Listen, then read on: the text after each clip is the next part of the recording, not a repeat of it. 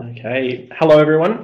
My name's James Dickman, I'm Pippa Jocken. and together today we'll be presenting a webinar on voice presentation techniques for teaching via technology. So today's session we are using Adobe Connect, but a lot of the techniques that we're going to be discussing will be transferable across any medium, whether that be through satellite, phone lesson, or other web-based platforms. Okay, so I can just see a few questions. This session is going to go for about 30 to 35 minutes. Look, the difficulty with web lessons and satellite lessons and even phone lessons is maintaining student engagement. We're going to leave you for a minute because we just want you to take a look at the following video, which just presents a scenario that you might be familiar with.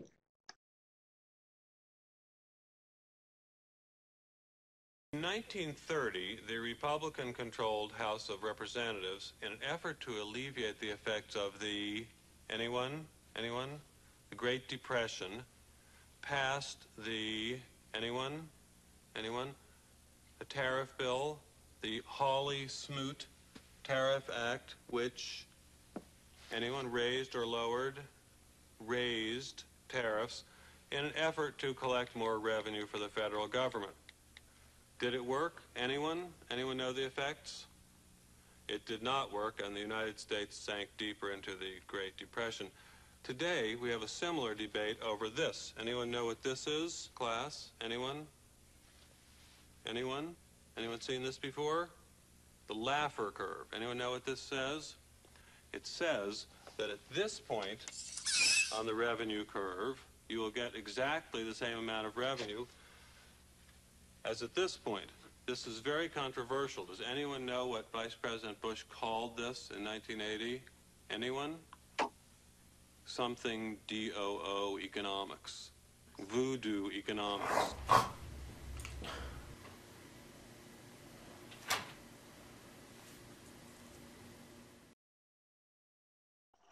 So there you have it. That's actually a very good example of how technology doesn't always work for us at times. But I think you got the general idea of that video, and I'm sure we were exaggerating a point a little bit more than other people. But me and Pip do have the tendency to overact. But it does play in the back of our minds when it comes to technology. Are our students really engaged in the session?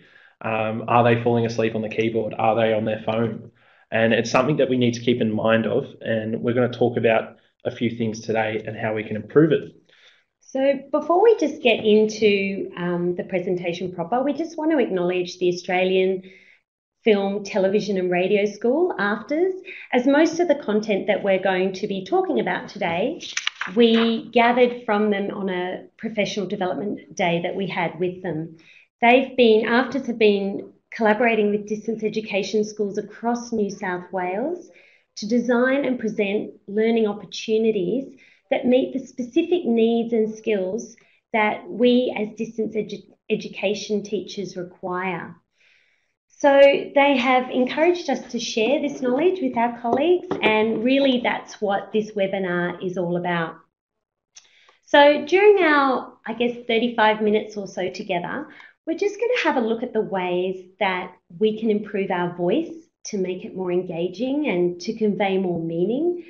Then we're also going to have a look at the practical presentation techniques that you can implement simply and easily when you're holding your web or satellite lessons, or look, even your phone lessons. So what we're going to do is turn the camera off now, as we'd like to take you through a little presentation that we've prepared for you. Thanks, Pip.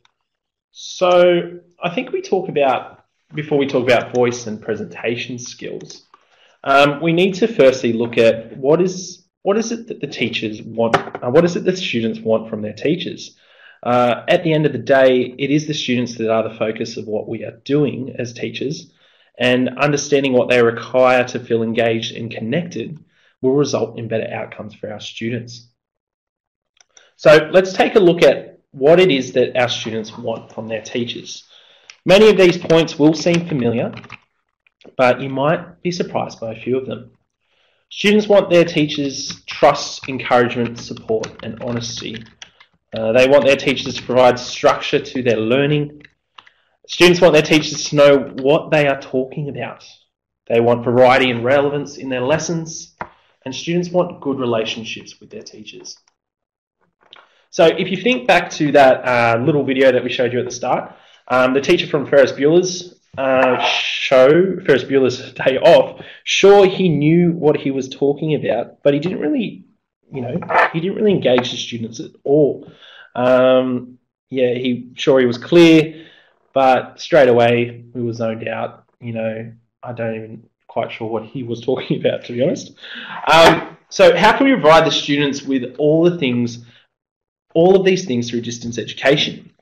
It can be very difficult to build a relationship with students from sometimes very vast distances, even if we can utilise technology. Sometimes this can fail us. Lessons are interrupted and everyone really ends up frustrated. And then there are unique situations of our students, some which already have issues with engagement, anxiety, mental and physical ailments, and the list goes on. Although all of these factors are at times out of our control, one thing that we do have control over is how we communicate with our students. The three elements of communication that convey meaning are words, what is actually being said, the tone of voice, how we say the words, and also our body language. So if we look at these in order, and firstly we're going to look at words, it's really important that we use direct language that is appropriate for students we are teaching. And a great example of this is at the start of a lesson, instead of saying, our learning goals today will be, maybe use something like, in today's lesson, we're going to learn about. Or another example is, the outcomes we hope to achieve in this lesson are. Maybe consider using, by the end of this lesson, you will understand or know how to. Another important point is to avoid using jargon and sarcasm. Jargon can be tricky. I know at times that we do need to use specific languages and terms that are appropriate for subjects. For myself as a visual arts teacher, I have to use a couple of terms like modernism, contemporary, postmodernism, and it does get confusing for the students. But a real easy way to sort of see if you know your terms aren't too heavy, think about recording yourself. Record the first 2 minutes of your lesson and play it back. You'll be able to tell pretty quickly if it passes the barbecue test. That is, if you explain a concept or an idea to your mates at the weekend barbecue, would they understand what you were talking about? For us as teachers, we also need to include the elements of ensuring we are aware of the age of the students that we are pitching our lesson to. Okay, great. Thanks, James. Now let's have a look at that second element of communication, which was tone of voice, and the impact that this can have on our lesson. So when we use technology, and I guess it's exacerbated when we use phone lessons and web lessons, because we're really relying on our voice to keep the students engaged. The students, they're not only listening to what we're saying, but also how we're saying it. So I have here an example of an audio file that we recorded earlier. I want you to just take a moment to listen and think about how it makes you feel, whether it's easy to understand. Good morning, everybody. Today we're going to take a look at leadership and what makes a leader. Leading a team, a group, a business or a country all takes one thing: followers. We're going to look at different types of leaders, what they have in common and what makes the difference between success and failure. Then you're going to choose a leader and write a 2-minute speech on why you chose that person. Okay, let's get started. Okay, so that's a big yawn from me, and Yeah, sorry, I wasn't listening. Yeah, I don't know about you, but I completely switched off at the beginning of that, and it was my voice. So, but if we just consider what wasn't done very well. Well, firstly, there was no expression. It was read in a deadpan voice, which actually is quite difficult to do. There were also no pauses. So it was just a blurb of information with no gaps for anyone to stop and understand what was going on. And then, actually, did you remember what the task was about? No, because I think, well, for me, I'd switched off at the beginning of it. So there actually was a task in that little scenario, in that text there. So what that example highlights, though, is how important it is to try to make your voice engaging by changing the tones to emphasize the important points you want the students, I should say, to understand. You want to speak slowly. Don't be afraid of silence. Look, this was a big one for me because when I'm nervous, I start talking really quickly and literally don't stop talking. I know I do. Yeah, so, but you've got to be afraid. Don't be afraid to just make your point and then let the students digest it. Let them sit with it. So the other thing is when you're asking a question to your students, make sure you give them the time they need to answer it. So this can be a bit excruciating, especially with lags in technology. We've already experienced a few technological glitches with our presentation today. It could also be a lag in how fast your students can actually type. I've often sat there waiting as you can see that one of your students is typing and you're patiently waiting for them to finish what they're going to say, and it seems to go on forever.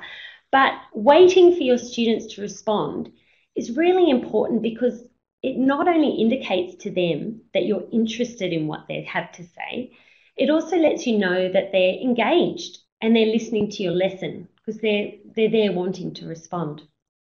So if we remember and go back to that earlier slide on what students want, taking the time in your lesson to engage with the students really allows you to encourage and support that student's learning. So now that we know all these great techniques, I want you to go back and we're going to listen to a second audio file, and hopefully you can see how implementing these techniques. Good morning, everybody. Today, we're going to take a look at leadership and what makes a leader. Leading a team, a group, a business, or a country all takes one thing: followers. We're going to look at different types of leaders, what they have in common, and what makes the difference between success and failure. Then you're going to choose a leader and write a 2-minute speech on why you chose that person. Okay, let's get started. All right, so that might have been a little over the top compared to the last one. In fact, just a little, I think, but yeah. James actually has said I could get a job on Play School with that voice. Yeah. But definitely, and you can see from the script there that a lot of the times I emphasised the words in bold on that script, and it was just it creates more meaning for the student. I paused. I changed the tone and the speed at which I spoke, and you were able to understand. Well, I certainly found it a bit more engaging, and also was able to distinguish the task that was being required. So I'm now going to turn the camera back on, because I want to talk about this next point is posture and the difference that can make to your tone and also your volume on your voice. So one thing to be careful of, and I know it's quite common, is when you're sitting, you can often hunch your shoulders forward, and also you start to creep forward when you're talking on your presentation and increase that intensity. But what happens when you round your shoulders is that you're constricting your diaphragm and you can't get that same range of movement. I mean, I'm probably not the best example because I have a loud voice anyway, but if you sit up straight and you put your shoulders back, you have better access to your diaphragm, and you can in fact project your voice and give a better range on your voice. So that's one thing to think about, and that's something that you can do when you're sitting and also when you're standing. Just ensure you have your shoulders back. It also gives you a bit more confidence and as I said, a lot more volume and range in your voice. Okay, so Thanks, over to you, James. So I'm just going to turn off the camera again because we've got a couple of videos and slides that we want to go through now. So hopefully with these videos we're not going to have lags again, but if we do, just bear with us. So now I'm going to talk to you guys about how our body language can communicate a lot, especially through through digital technology. So I've put together, first of all, just one thing that you should be considering when you are setting up your session is adjusting the technology to meet your needs. So I'd encourage you to go down into the space where you run your session, set up the camera beforehand, make sure that you frame yourself correctly. Do what works for you. Now we're just going to play a little quick video, and I just want you to watch through with us. All right, bear with us.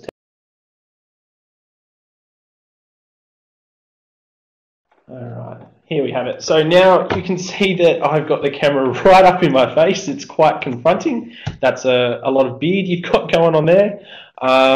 I'm looking all over the place because I'm that in front of the camera. I'm that close up.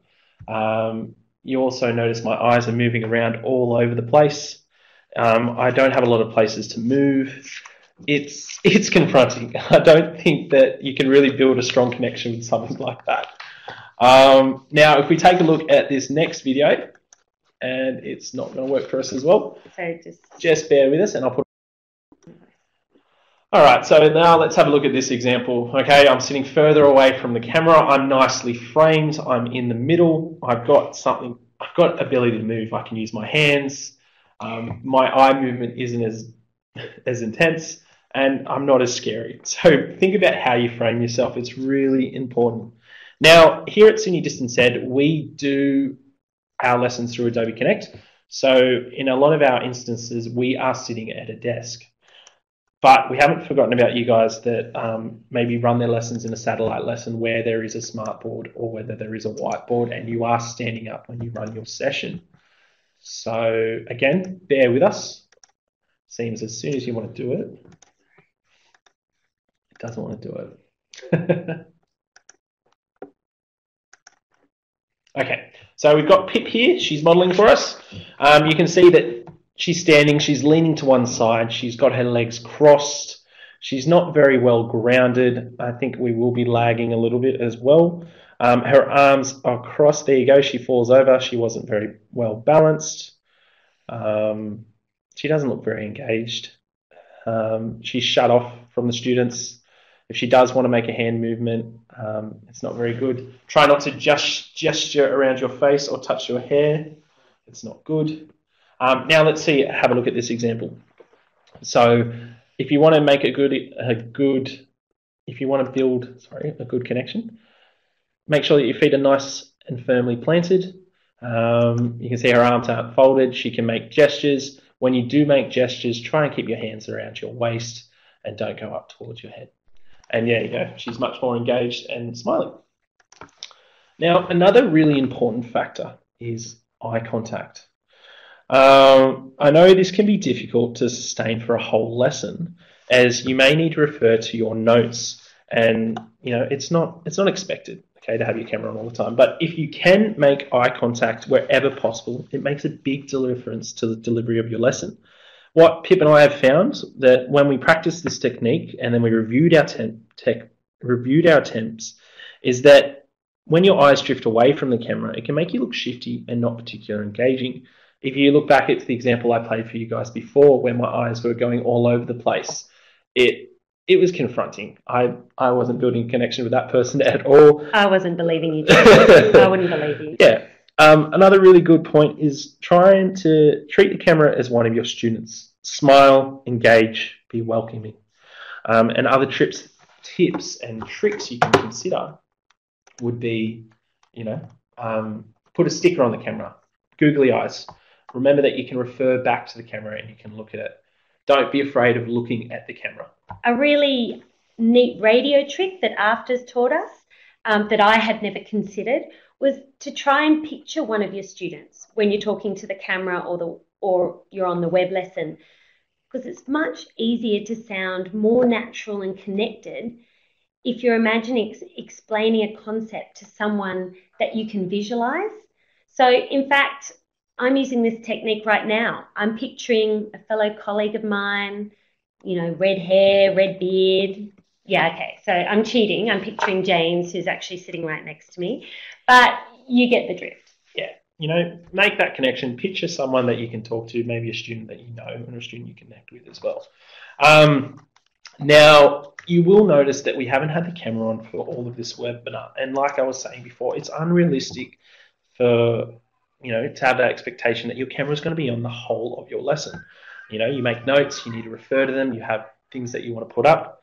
But if you do decide to turn your camera off, make sure you let the students know, okay? You can do this simply by saying, okay, I'm going to turn the camera off now so we can concentrate on this graph. And after I've explained it, I'll turn the camera back on. Otherwise, you have these instances where the students are sitting there waiting, oh, why is the camera turned off, or why can't I see my teacher? Now, before I hand it back to you, Pip, I just wanted to summarize the main points that I was trying to get across there.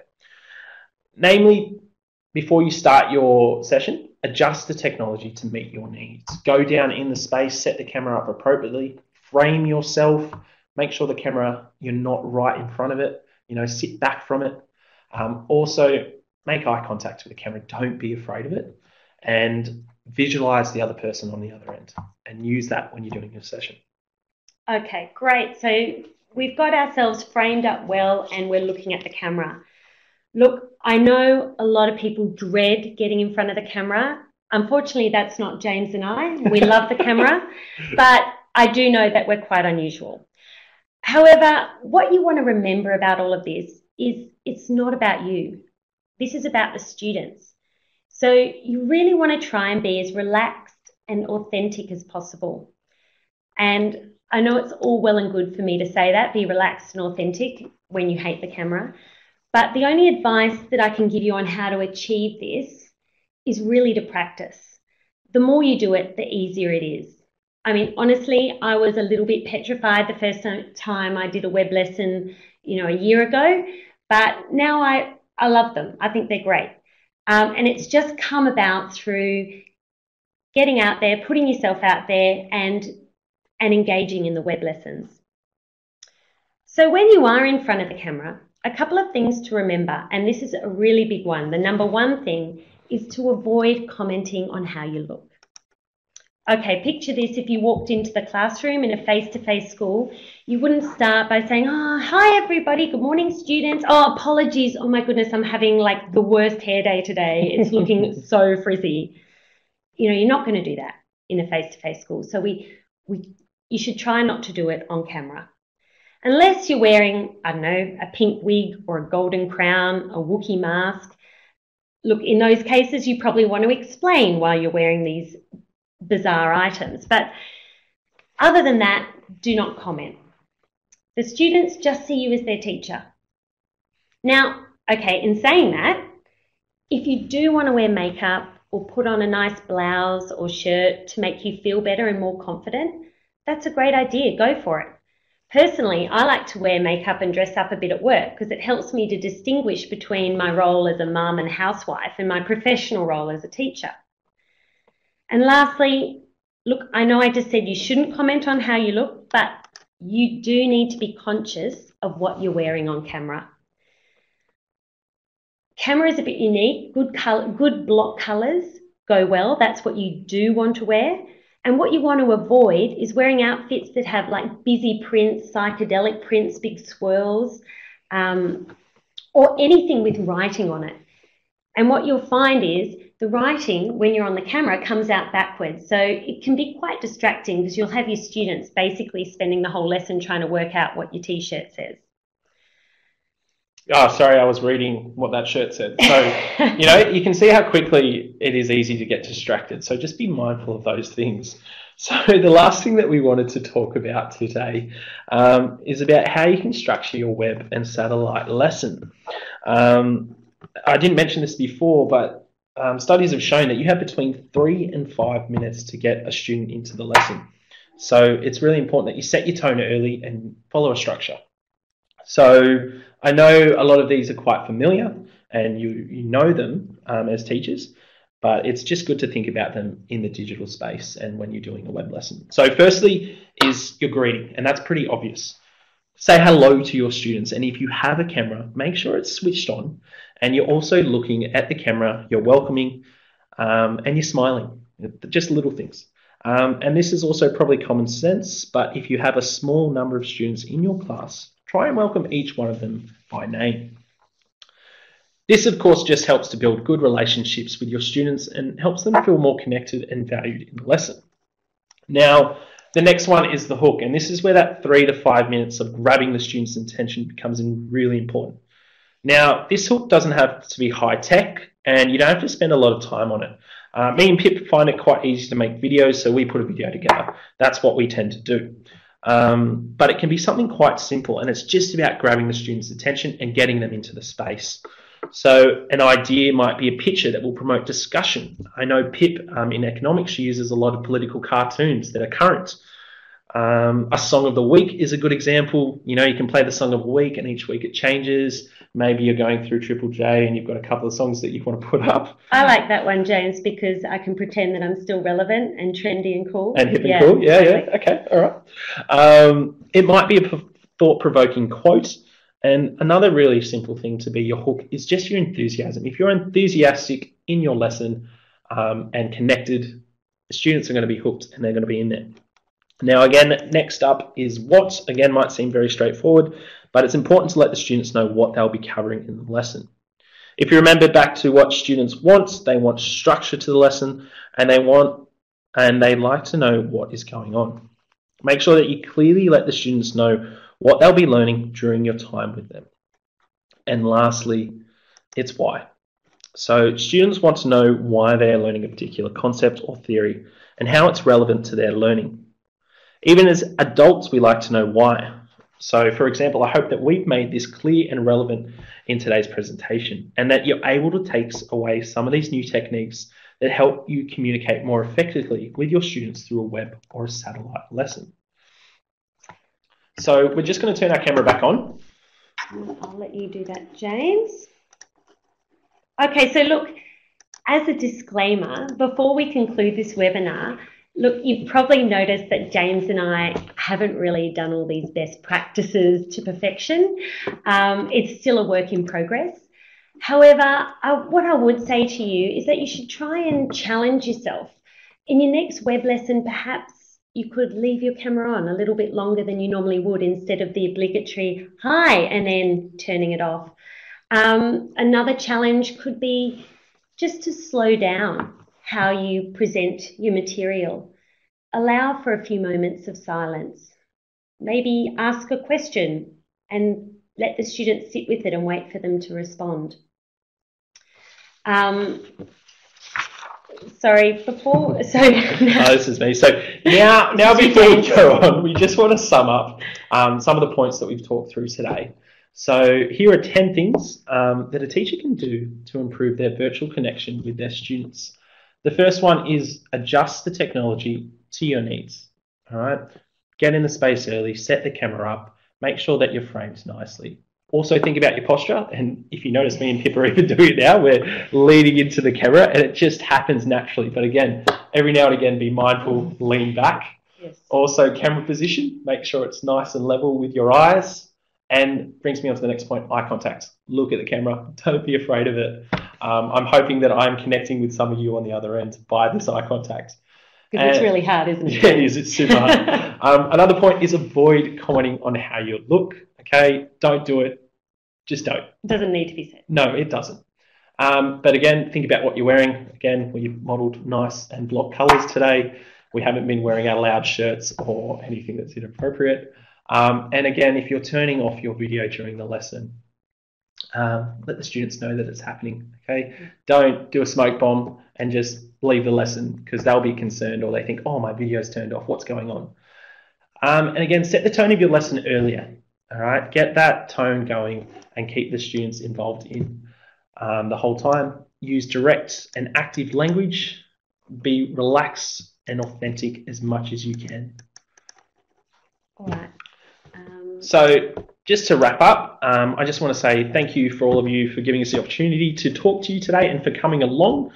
We've really enjoyed presenting these tips and techniques to you. And I hope that you've taken away something, even though it might be something small, and that you might be able to implement them in your next web lesson or satellite lesson.